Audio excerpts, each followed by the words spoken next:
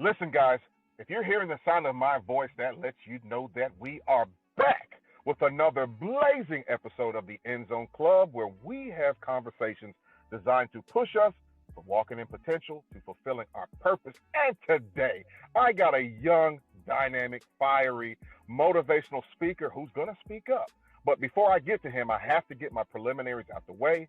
Wherever you are listening to today's podcast from, I encourage you to like, share, subscribe, donate, whatever you feel like doing, but share it with a friend. Okay, now that I've got that out of the way, I am pleased to introduce the cream of the crop, the best of the best, a young man who God has gifted with many gifted, including helping you guys to walk in your potential. And today I have Mr. Joshua Washington in the studio with me. My man, speak up. Thanks for having me, Anthony, man. Listen, I need to bring you on the road with me, man. That was excellent. Hey, listen, I got to start you off real quickly with a rapid fire because I've been listening to some of your stuff. And, brother, when I say you have the gift of empowerment, talk about talk about your platform a little bit. I want to start there before I go anywhere else. Talk about your platform. I'll give you the quick rundown. That actually people think because my name is Joshua, it was something that was named after me, but it's actually not. It's actually based on the story we find in the Bible, in the book of Joshua. And in that story, we see a people who went from a land of like slavery and poverty and lack to a new land where there was abundance. And I just believe we can have that same journey in our minds, going from where we used to be into where God wants us to be. And so that's why I started the mentality of success as an umbrella branch underneath the Joshua mentality. And the mentality of success is really just geared to help people experience the life they were created to live. And it helps share my story as a young black man, going from the edge of darkness and not seeing life as something worth living to a life filled and fulfilled. And I just want to help others accomplish the same thing in their life and career. And so that's what led to the mentality of success. You know, often when I hear motivational speakers talk, they lay out this beautiful blueprint that's just saying basically, hey, this is, I just make it happen. Let's kind of rewind that a little bit. I want to hear how you kind of started off and how you got from where you were to where you are now. Wow, man, that's a long episode, but I'll try to condense it to some highlights. I grew up in one of the poorest cities in Florida. I don't know if you ever heard of it, Anthony, but it's called Immokalee, Florida. Have you ever heard of that? Actually, I have. One of my buddies does a football camp down There you there. go, and that's what our town is all known for. One of the most famous people from my town is Edrin James, and growing up there, that was really all I knew. I thought life was just a microcosm of sports, and that my value was really tied to how much money I could make or how many girls I could chase. And so that's just I tell you that to give you a little bit of an insight into what my mentality was growing up. It wasn't aligned with what I was created for. And I didn't figure this out until I left and went to college. And I realized there were some major deficits in my life.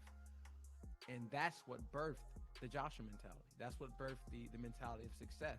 It was going through all these hardships, falling on my face, and having to figure out what it means to be a man, having to figure out what it means to be a son, what it means to be a friend, what it means to be a professional. And I really just took all of that and put it into a framework to help others make that progress. Because I went from, being growing up in one of the poorest cities in Florida to now, being able to live a life that many other, I'll put it that way. I'm able to live a life that many others would love to live. And I think that's all due to God's grace, and that journey from past to present.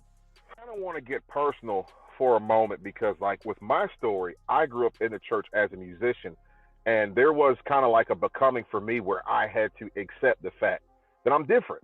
And being different means sometimes you're kind of standing out because you're not like everybody else. For you, how did you grow into your calling and accepting this fact that now you were called to be a leader amongst followers, which sometimes may come with sacrifices, sometimes may not? sometimes may come with you having to find your voice in ways that were different than the guys around you. Wow, man. How did I grow into my calling? I really have to give credit to the network around me. I think there's sometimes where you grow into your calling, and then there's other times. And when you think about a caterpillar and how a caterpillar kind of goes into this cocoon, and then as when it comes out, that cocoon is actually what squeezes all of the excess out of that caterpillar that is now a butterfly. And that's how I kind of describe my journey and my coming into, my calling, so to speak.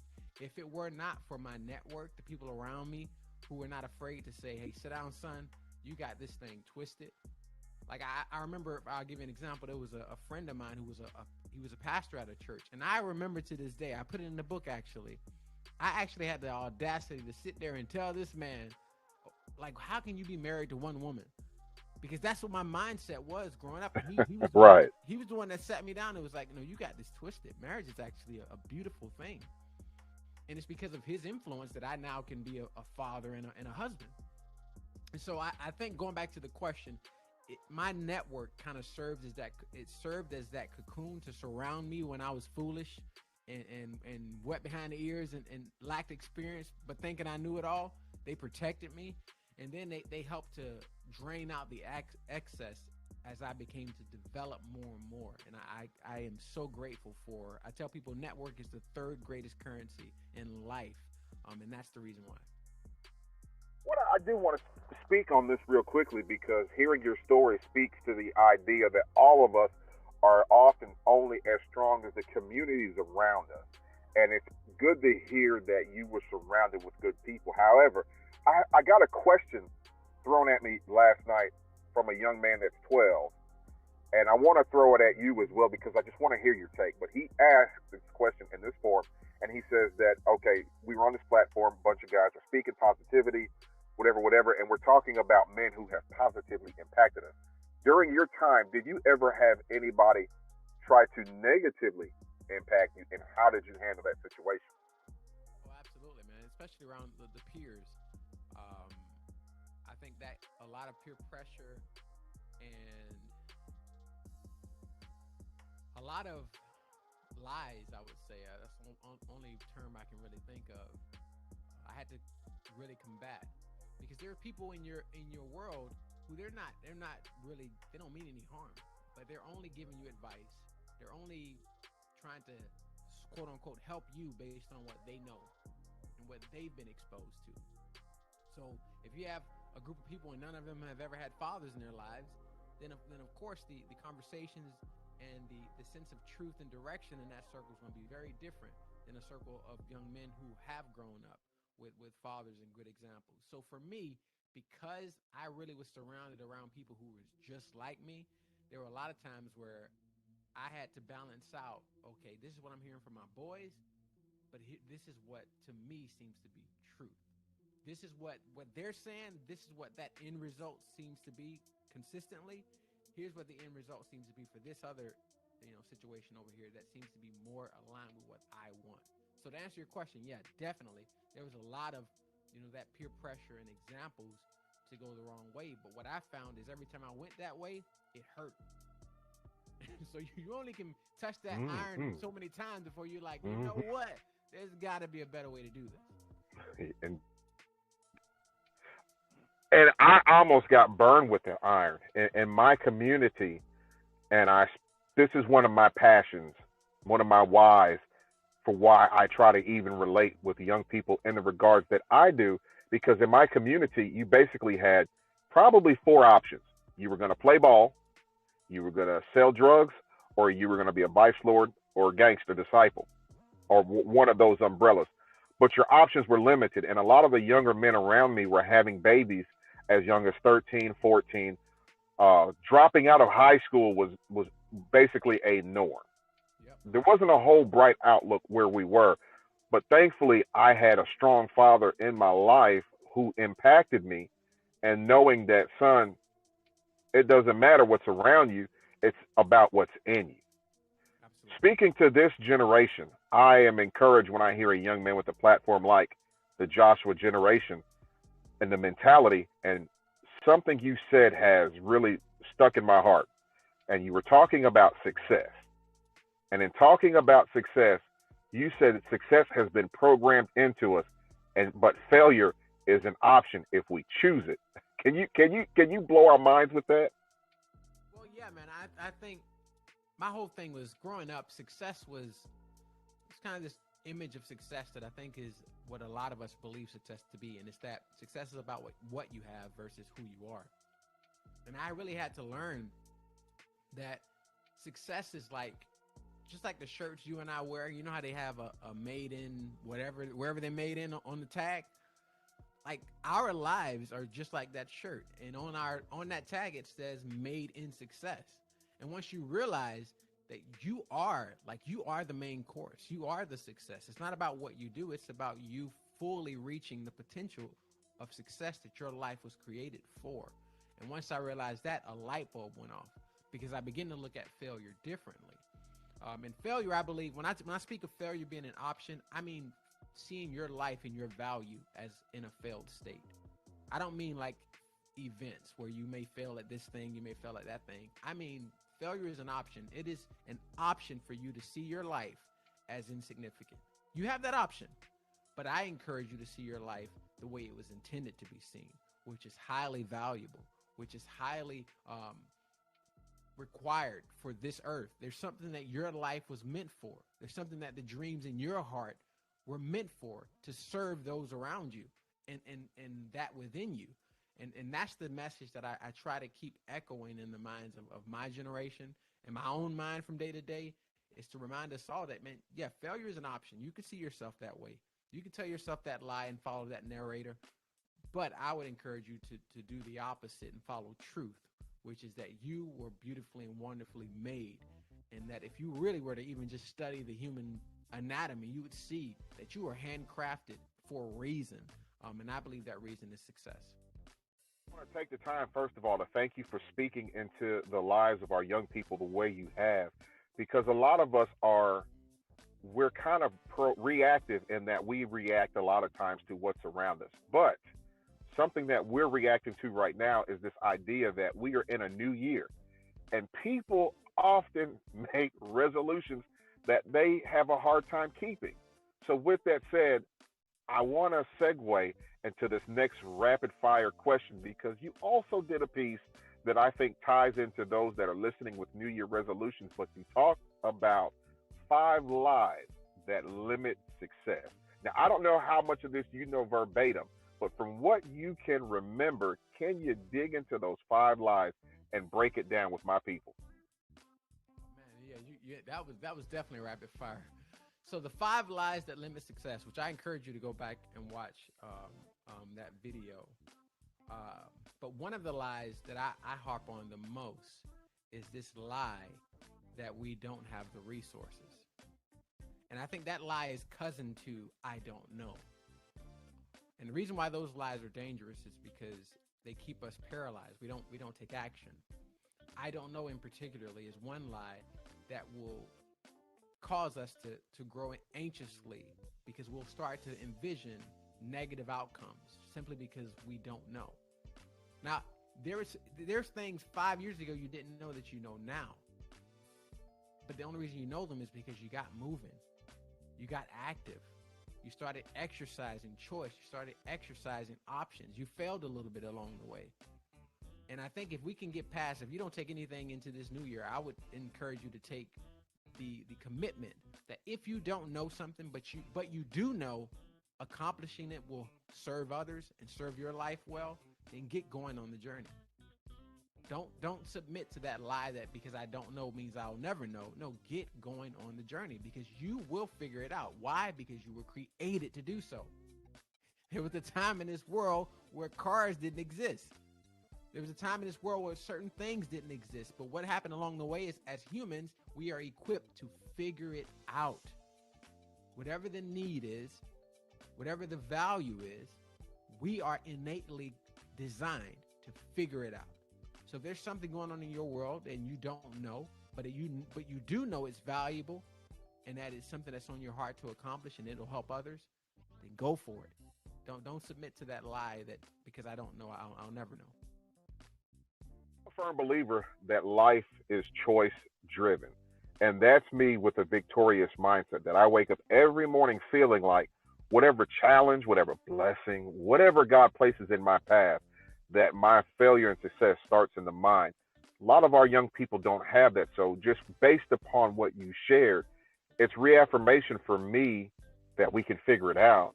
But most importantly, young people that are hearing this, develop these traits. Now, Josh, I'm going to step away real quickly just from the rapid fire. I just wanted to keep you on your toes a little bit. But I do want to know, I noticed you talked about a book. I know you have the YouTube platform. Can you talk about some of the things you're doing and where we can find you at to support you a little better? Oh yeah, man. That's awesome. I appreciate you giving me that opportunity. Well, anywhere on social media at the Joshua Mentality, you can find me. Now, I will say I am working on being better at social media. I like the person-to-person contact, so I spend more time in the community. But if you would go to thementalityofsuccess.com, again, that's thementalityofsuccess.com. That is where you can not only connect, but you can get involved with some of the work we're doing. Right now, we're doing a what I call an Activate Your Dream Challenge, and we're helping people take their God-given dreams and goals and start to activate them.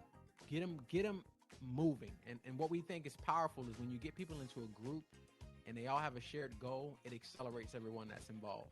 So we're allowing people an opportunity to come together in a group, bring whatever that goal is. Maybe you've been meaning to write a book the last 5 years. Maybe you've been meaning to go after, I don't know, you fill in the blank. Whatever that goal is, we're going to help you take the first steps and develop the mindset that it takes to not only accomplish the goal, but become the person that can continue the goal and leave a legacy.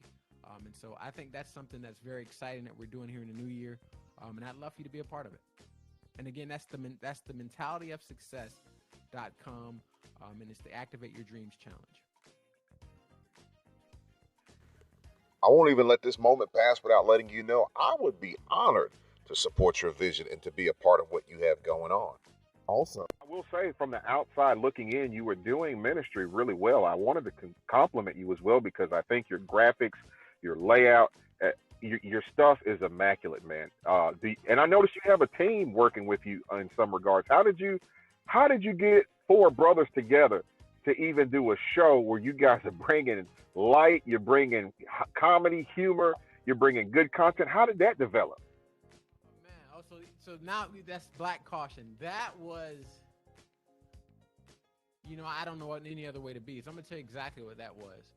I looked out into our society, man, and I just saw the wrong narrative being told, and especially being told to black men. I think it was a dangerous narrative, and I wanted to use a platform to tell a different story. So I got these brothers together to discuss some topics that were relevant in our community and in our culture, but to give it more of a leader's perspective. Because a lot of the narratives that we see in our community are very much victim perspective.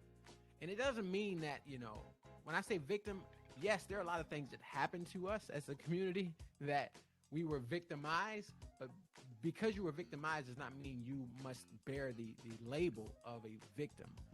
And I think that's very limiting when we talk about like lies or of lack. That's one of the biggest lies of lack. When you take on the wrong label in your life. So I just wanted to get these fellas together and show the world, hey, here are some young black men. You're not going to see their names in the headlines, but they are in their communities doing great work. They're in their families doing great work. And some of them haven't made it quite yet, but they're making the journey and they're committed to the journey. And I think that's very encouraging for other young black men to see. No, it definitely encouraged me because I've been living on this side of 40 years, and I have lived a lot of places. I've been in a lot of crowds from Birmingham to Atlanta to Jersey, New York. I mean, I have traveled extensively, and certain stigmas about us do reside often in a lot of communities. So when I hear a man that says he hasn't made it, to me, you have, because first of all, you've broken the mold. Second, you've done the work. And third, you're now teaching others success that can be replicated. It's not like you're telling me, hey, I've got $1 million plan for you for $10.99. If you buy my book, you're going to be a millionaire. that's not how this works. But you're telling, hey, if you follow these godly principles, you will have success in these areas of your life. And I, for one, appreciate that. But it sounds like this is really a passion for you. Did you see a lot of positive representation growing up? Yeah, but the thing is, I grew up in poverty, but didn't know it. You know, like when that's your environment, that's your norm. Right. You know, I tell my mama all the time. Actually, I was joking with her. I sent her a picture, and I'm like, "Why did you allow me to wear these godforsaken glasses?" She said, "Boy, we were on welfare and broke. I couldn't afford any other glasses."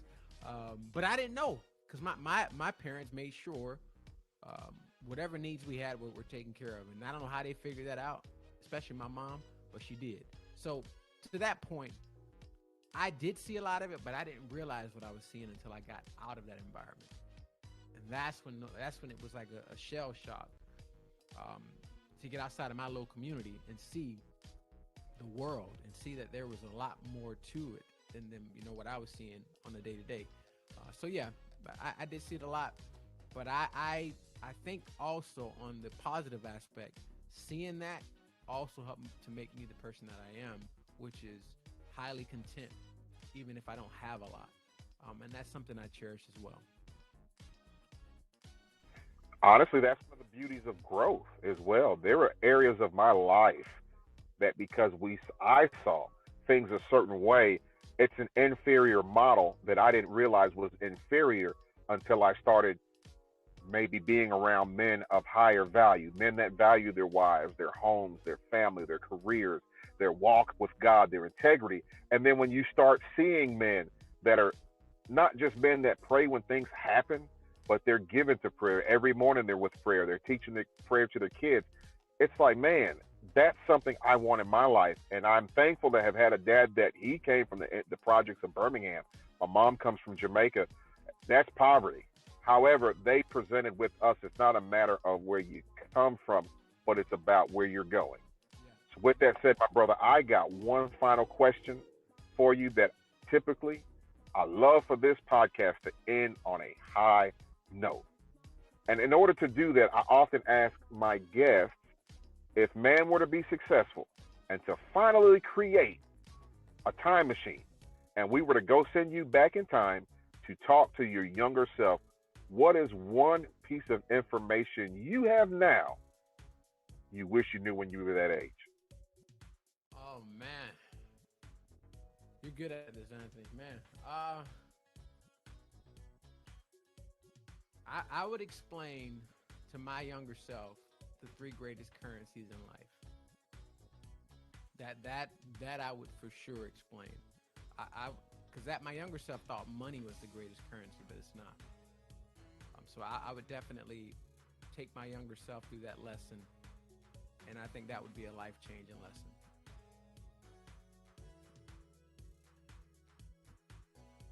Folks, you've heard it here first, but I do want to say, Joshua, the floor is open. If you have anything else you want to leave with the guests before we get out of here, the floor is yours. I'll give you a few minutes to say what you have to say. If not,